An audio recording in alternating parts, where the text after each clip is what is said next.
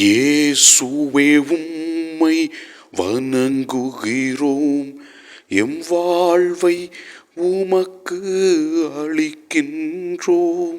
தாயாம் திரு அவை இன்று புனிதர்களான திமோத்தியு, தீத்து இவர்களின் திருவிழாவை சிறப்பிக்கிறது.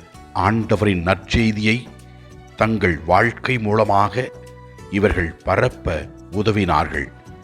ஆண்டவரே, இந்த புனிதர்களை கொடுத்ததற்காக நாங்கள் உமக்கு நன்றி செலுத்துகிறோம், உம்மை ஆராதிக்கின்றோம்.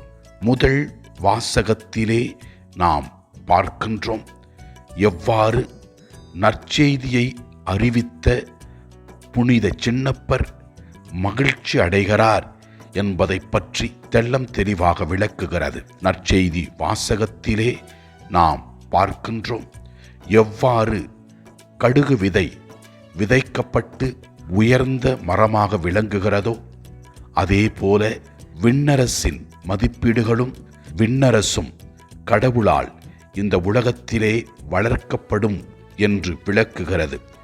இந்த இறை வார்த்தைகளுக்கு இணங்க இயேசு கிறிஸ்து நற்செய்தியை பறைசாற்றினார். அப்போஸ்தலர்களை உலகம் முழுவதும் அனுப்பினார். அப்போஸ்தலர்களுக்கு பின்பு ஆதி கிறிஸ்தவர்கள் மற்றும் இப்போது கிறிஸ்தவர்களாக இருக்கின்ற நம் வழியாக இறைவன் விண்ணரசை இந்த உலகத்தில் பரப்பி கொண்டிருக்கிறார். விண்ணரசின் மதிப்பீடுகளான அன்பு, அமைதி, மகிழ்ச்சி இவைகளை நம்முடைய வாழ்க்கையில் அனுபவித்து அதை மற்றவர்களோடு பகிர்ந்து கொள்ள ஆண்டவர் அருள் தர வேண்டும் என்று ஆண்டவரை நோக்கி ஜெபிப்போம்.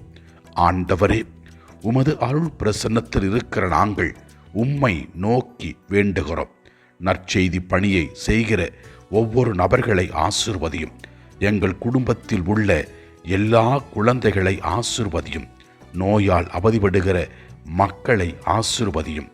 தனிமையில் வாடுகின்ற மக்களை ஆசீர்வதியும்.